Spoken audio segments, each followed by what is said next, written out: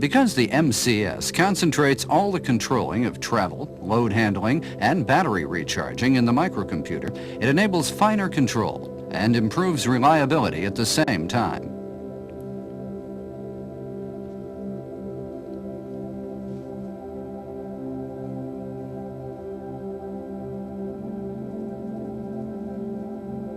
Further, in order to improve serviceability, it is also equipped with a self-diagnosis function and analyzer function. This video will explain the basics of travel control and inspection.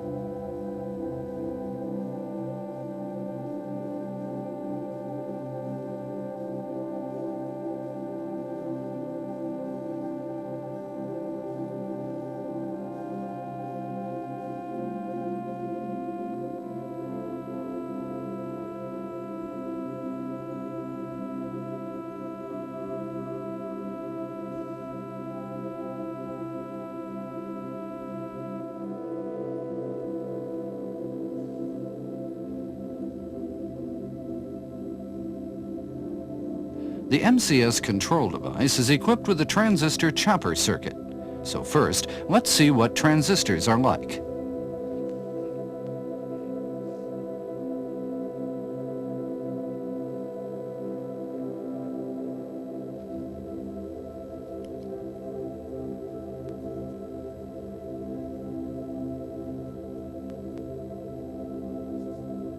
As shown by the symbols in this picture, a transistor has three terminals that are called respectively the collector, C,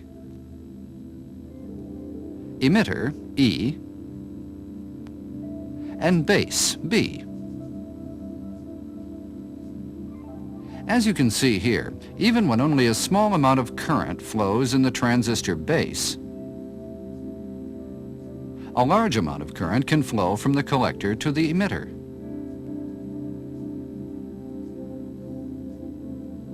When the current in the base is turned off, the current also stops flowing from the collector to the emitter. This is known as the switching action of the transistor. The chopper circuit is an application of the switching function of the transistor.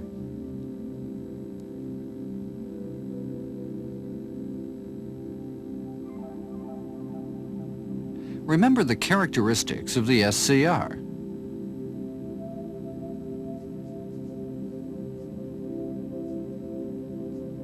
A capacitor and a subthyristor for commutating are needed to stop the current flow from the SCR anode to the cathode.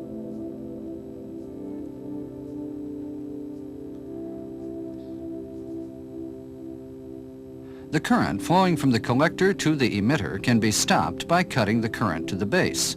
This gives an easy way to turn the circuit on and off.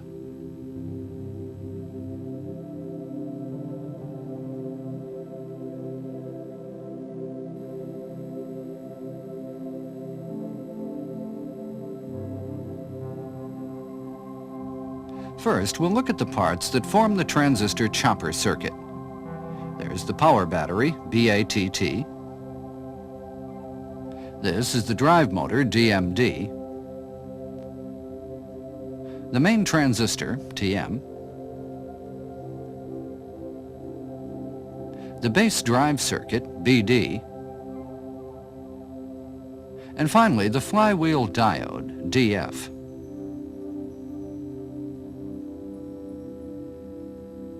The main transistor, TM, is protected by the absorber diode, DA. The absorber capacitor, CA. And the absorber resistor, RA, integrated into the circuit. This diagram shows a basic transistor chopper circuit. Let's look at the way the circuit operates and the function of each part.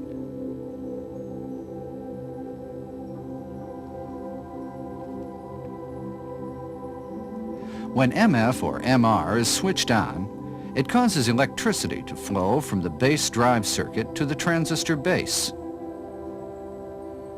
so that current flows from the positive side to the negative side of the battery. The battery voltage is applied to the drive motor, DMD, and the motor starts to run.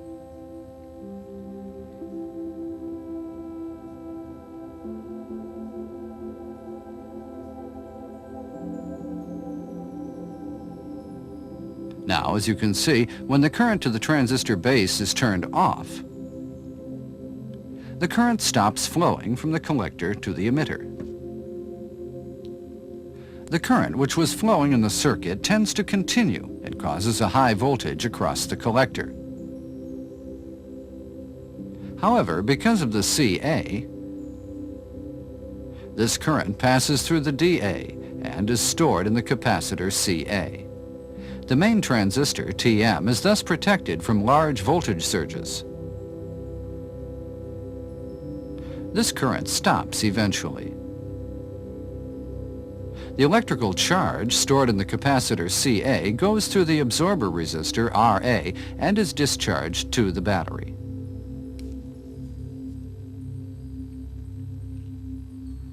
When the current stops flowing in the circuit, the current generated by the motor itself passes through the flywheel diode, DF, and once more enters the motor so that the motor continues running smoothly.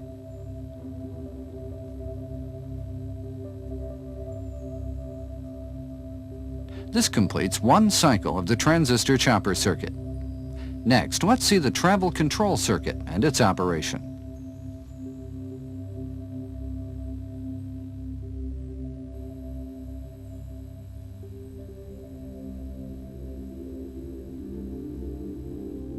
The travel circuit comprises the chopper circuit, including the battery, the drive motor, DMD, the MF and MR contactors, etc. The connector MG that disengages at the time of regenerative braking. The current sensor, CSD. And the main transistor, TM.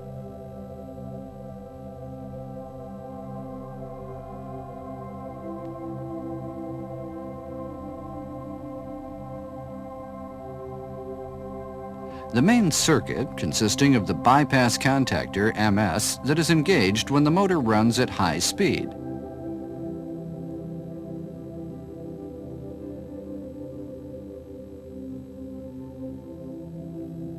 And the subcircuit that comprises the CPU main board for controlling travel.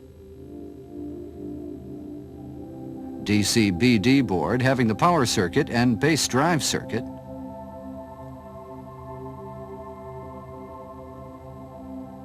Key switch, limit switch, LSAF, limit switch, LSAR, variable resistor, VRA, etc. Now, let's look at the way it works.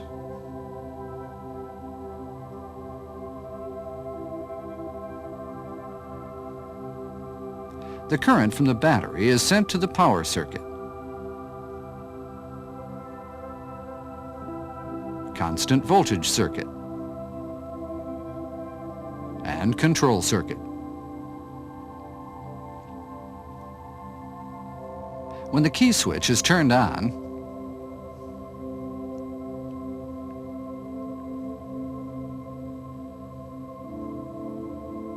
the computer checks the condition of each switch, the battery voltage, etc. When the direction lever is moved to forward or reverse,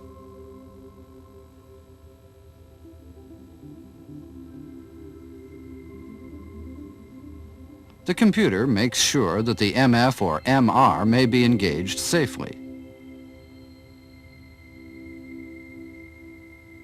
It checks that the main transistor, TM, is turned off,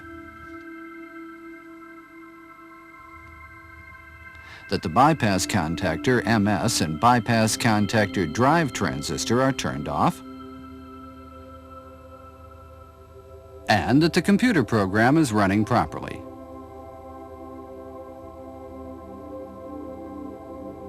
When everything is in order, the computer energizes the MF or MR and MG coil.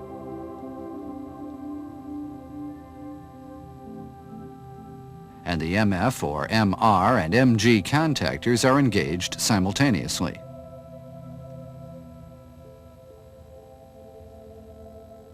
When the direction lever is pushed down more, the control circuit sends a signal in accordance with the change in VRA to the base drive circuit.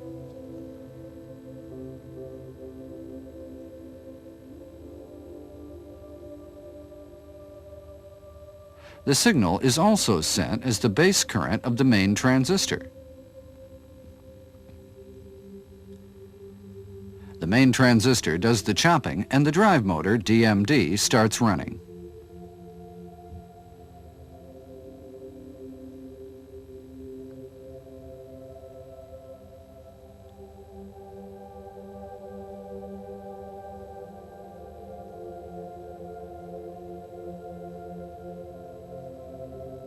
When the direction lever is pushed down further, and a signal is sent to the computer indicating that the accelerator position is 80% or more,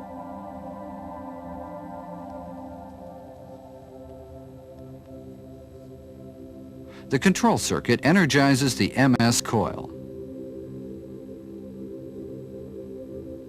and engages the bypass contactor MS.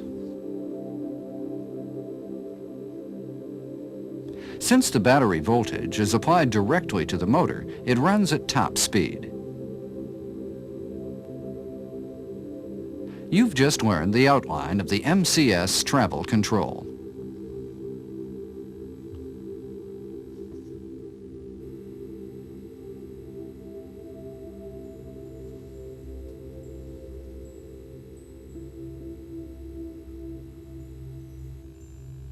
The Multipurpose Computer Control System, MCS, has a self-diagnosis function and an analyzer function. Results of these two functions are shown by the battery capacity display. When trouble occurs, the computer makes the appropriate remedy for the vehicle and at the same time turns on the check lamp on the display and indicates the location of the problem using the indicator lamps. For example, a problem in the main travel circuit is indicated by the check lamp as you see here. The MCS indicates up to 7 self-diagnostic items and 16 locations of problems.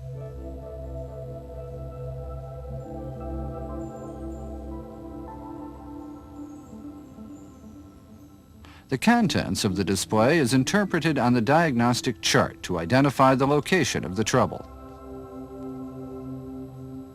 The analyzer function makes it easy to find the affected part when a problem occurs. We'll talk about the analyzer display function in the inspection basics, which we will review next.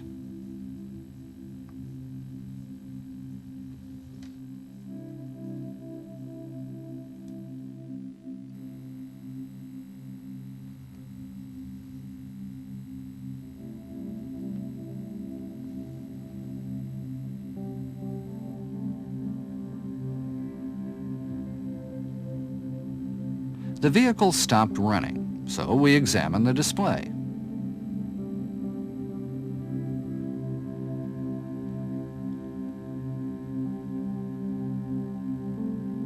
When the direction lever is operated, we see a display like this.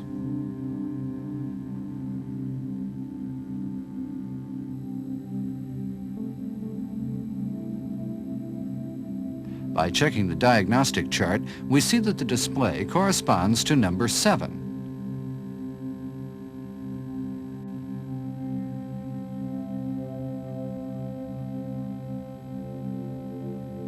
And the book says A to O under troubleshooting symbols.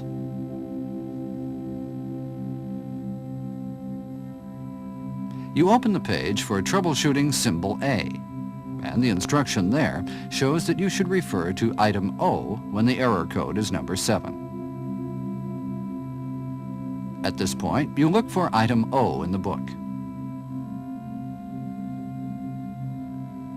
Since the location of the problem is indicated when the direction lever is operated, you read instructions under item O.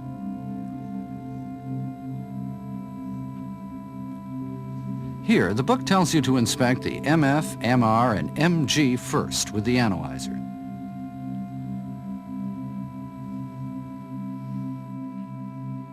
Now, let's make necessary preparation for inspecting the contactors with the analyzer. First, move the mast forward. Lower the fork all the way down. Turn the key switch off. and jack up the frame, making sure that the drive wheels are off the ground. Then put blocks under both sides of the frame. Now unplug the battery. Take off the front protector and remove the CPU cover.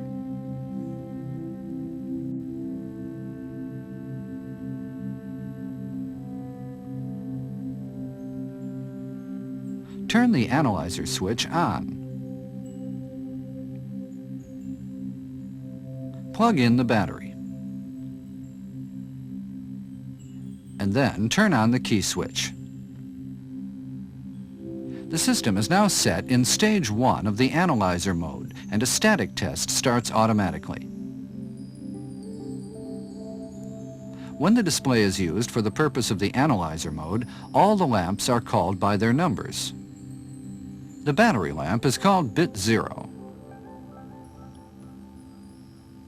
The indicator lamps are called from right to left bit 1, bit 2, bit 3, bit 4, bit 5, and bit 6. And the check lamp is called bit 7. After the static test is completed, and if the display looks like this,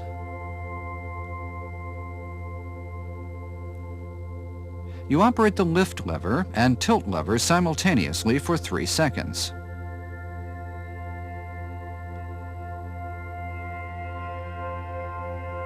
The display indicates that the system is now set to stage 2. Next, release the brake by stepping on the pedal. And then move the direction lever to forward travel position. The bit 1 lamp is on and bit 7 lamp is blinking. This completes the contactor test preparation.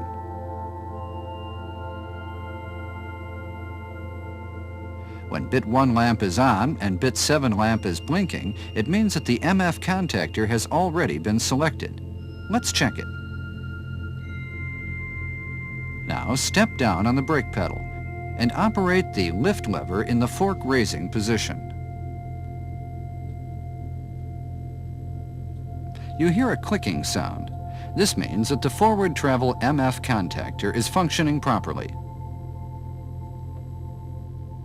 Next, let's test the reverse travel MR contactor.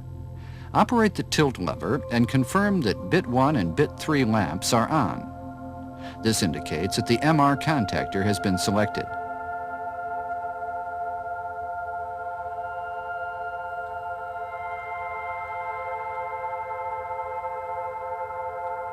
The clicking sound tells you that the MR contactor is also operating properly. Next, let's test the MG contactor. Bit 1 and bit 4 lamps are on, indicating that you are ready to start the next check.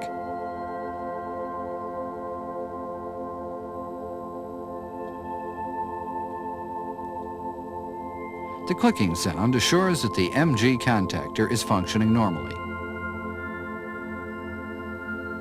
If the MF, MR, and MG contactors are all operating properly, test fuse F1 for continuity.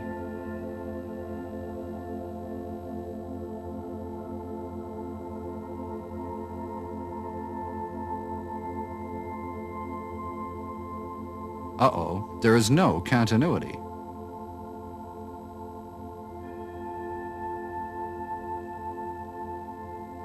Now replace the bad fuse.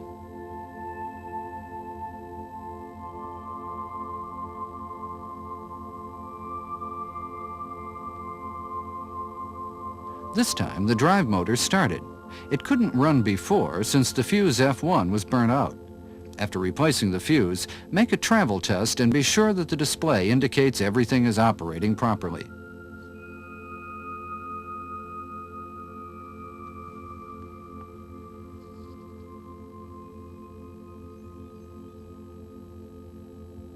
Now let's study one more example. In this case, the forklift does not seem to run at high speed.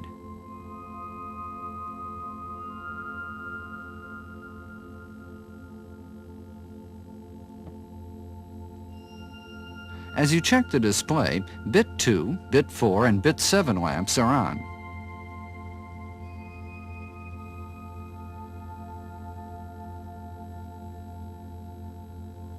When you consult the diagnostic chart, you see this condition corresponds to number 10.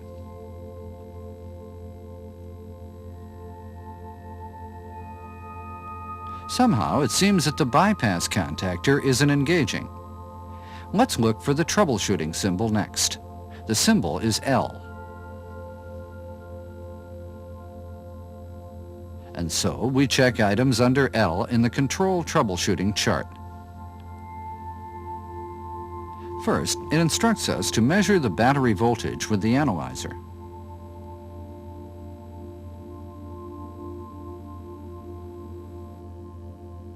When the static test is completed in stage 1 of the analyzer mode,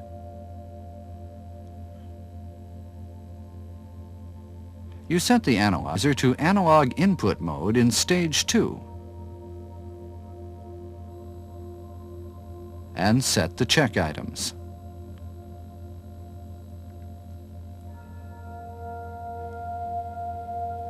Look for the code in the check item chart for measuring the battery voltage.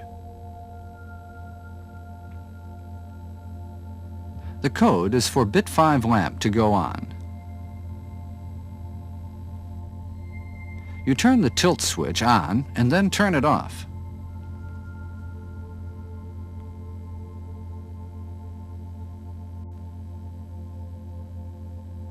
Bit 5 lamp is now on, indicating that the check item has been set. Now let's measure the voltage. You pull on the lift switch and hold it in that position. Notice that bit 4, bit 5, bit 6, and bit 7 lamps are on.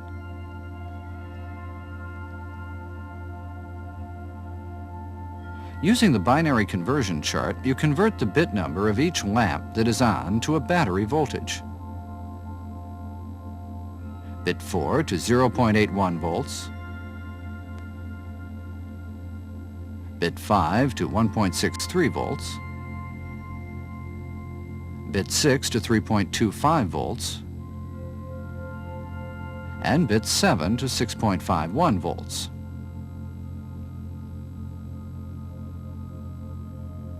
The battery voltage is equal to the sum of these values plus 39.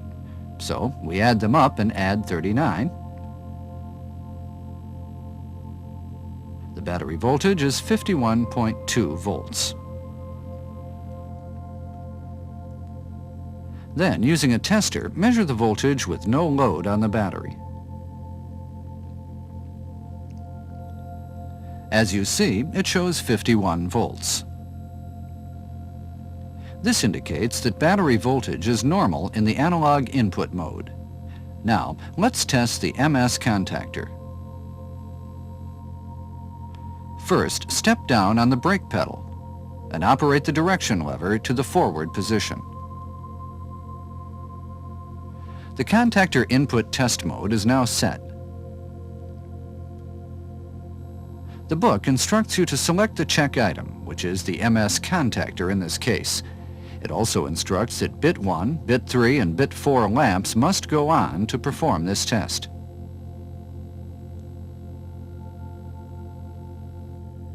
So you select the check item by operating the tilt lever.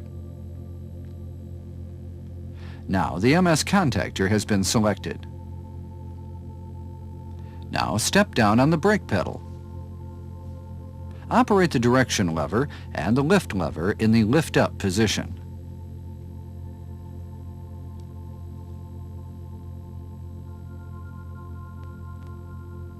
Well, no clicking sound.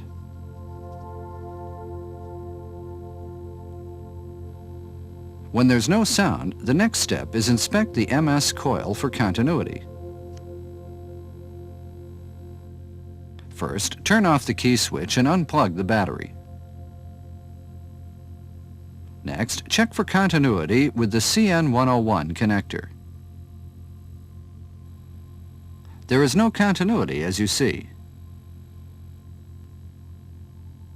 The coil is broken, and this is why the MS could not be engaged. You've only seen 2 examples here. We highly recommend that you increase your knowledge by referring to further examples, such as related service training information and repair manuals.